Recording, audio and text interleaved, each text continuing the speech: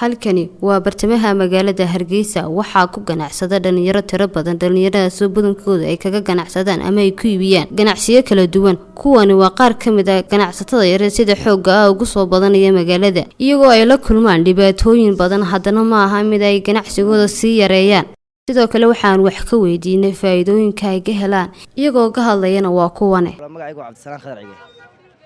maadaama meherada baan anigu haystaa waxaan ka aaminsanay meherada wallahi waa waqtigan baan iskaga luminaa waqaday wallahi faa'iidada waa gaas tirada baan iskaga ilaalinaa faa'iidada soo sii weyna kama hayno waxaan ku sii kordhiyaa kuulaha iyo fargaladan hablaha iyo madaba wala xidhnaatay lamaana is jecelday dadkaygu ka dhabar adaygaan dadana soo xidhnaatay waxaan aaminsanay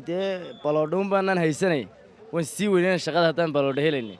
magacaygu waa Bashiir Cali Maxamed meeradada waanta wala waan shaqaysanaa oo wanaagsanta wallahi ma mas'aariifteeda iyo waxayagoo kala soo baxay faa'iidooyinkoodu way wanaagsan waxaan kula talin lahaa hadii la shaqaysanayo way shaqo way jirtaa dalka way ka jirtaa ganacsigoodu waxa uu ka kooban yahay sida fargalada gacmaha iyo calaamada wadamada